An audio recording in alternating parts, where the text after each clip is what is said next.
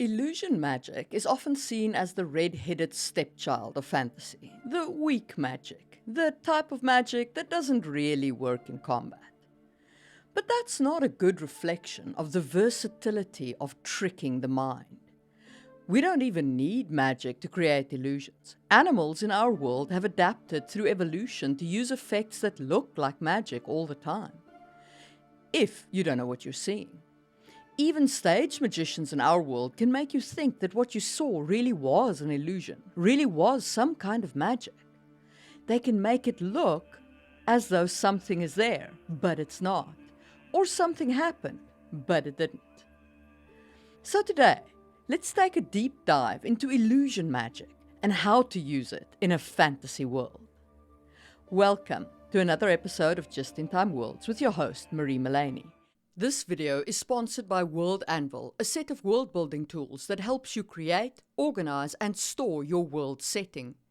Today we're talking about illusion magic, and so I checked out World Anvil's template of spells.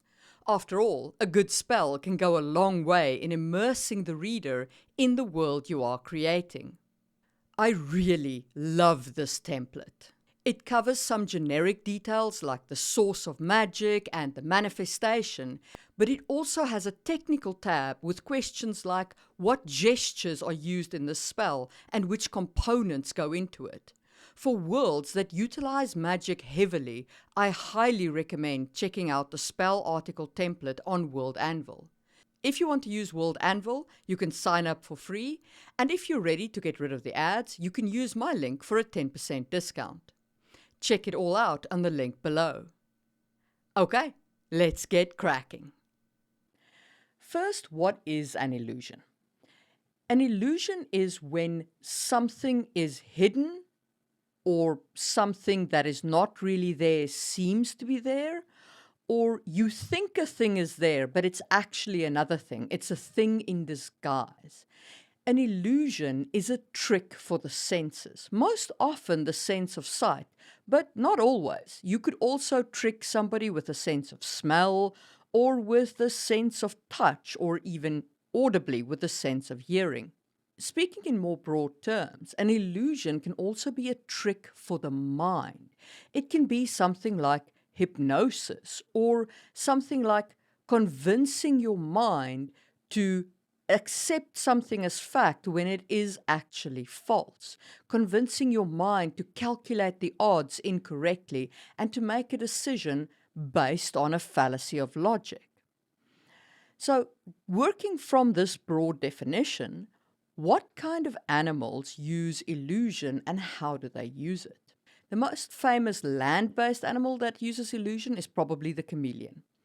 The chameleon has pigmented cells called iridophores. Now, these cells act like mirrors and they reflect a wide range of colors. The pigments are held in tiny sacs, right? And the iridophore cells move closer together or further apart. And if they move closer, then the darker wavelengths like blue and purple are reflected. If they move further apart, the longer wavelengths like red and orange are reflected. So the chameleon's control of its colors is actually all about control of which light is reflected from its cells. And the way that you can see these colors present in these iridophore cells is because the skin of the chameleon is transparent. So it actually has a transparent skin with all of these cells beneath it to reflect the light. Now, most chameleons just respond to external stimuli. And as I said, they're our most famous land-based example. But we have an amazing ocean-based example, which is the cephalopods.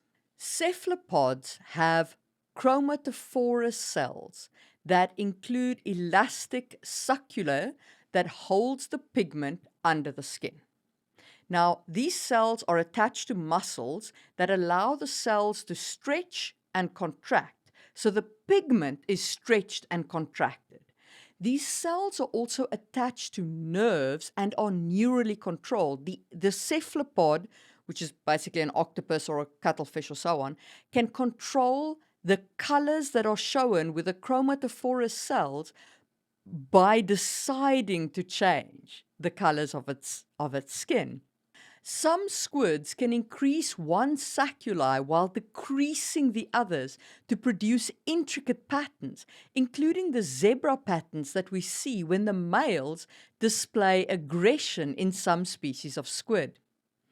They can also make stripes appear and disappear on their arms while they're waving their arms in order to create an almost hypnotic effect that some scientists speculate they might be using in order to hypnotize their prey to make their hunting easier. But cephalopods also have more layers to their skin. Beneath the chromatophorus, they have iridophorus as well, similar to the chameleon cells. So these cells make metallic greens, blues, and golds, as well as the silver color around the cephalopod's eyes that you can see. And they reflect the light and are most often used to conceal the internal organs of the cephalopod, so to protect it from getting hit in the internal organs by a predator or a rival. These iridophores are far slower to change color in the cephalopod than they are in the chameleon, probably because light isn't as big a deal in the ocean, especially at the deeper ocean lengths. But there is also a third cell layer to the cephalopod, and that is the leucophorus.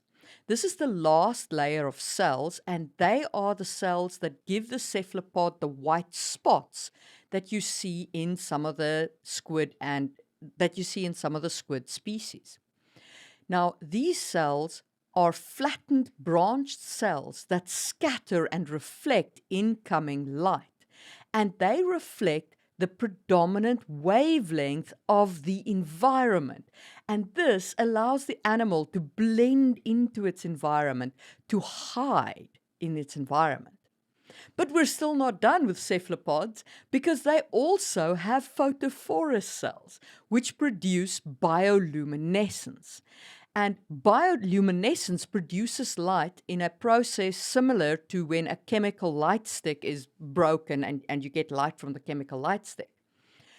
And these photophorus cells can produce light constantly in some cases, or it can flash intermittently and may be used to attract the prey, which is similar to how the anglerfish uses its light and its phosphorance to attract prey.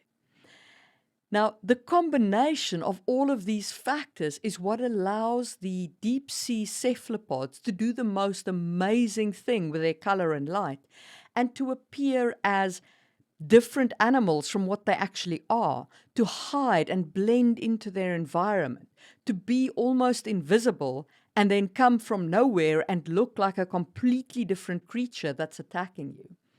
They use illusion in one of the most fantastic ways possible. This kind of control of light is one of the ways in which you can use illusion in a fantasy world. David Eddings used it like this in the book The Shining Ones, where there were a people that glowed from the inside. They had an actual light that surrounded them, and they had learned control of the light.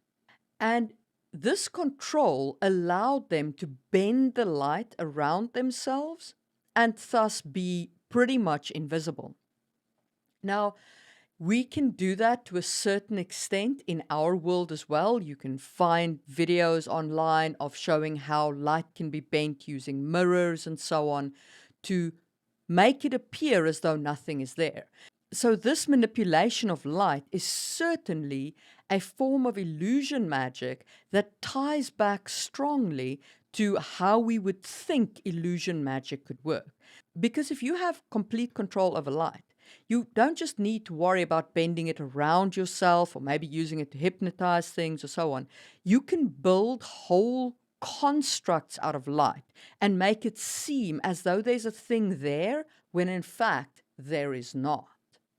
So if you enjoyed that discussion of light and the animal worlds and illusions, hit the thumbs up button and let's talk about more mentally focused illusions. So I spoke about this a little bit with the cephalopods in that they might use some of their control over colors and lights to create an hypnotic effect to make hunting easier. In our world, you can see this kind of illusion quite often with things like the shell game or the magician vanishing your watch or card illusions.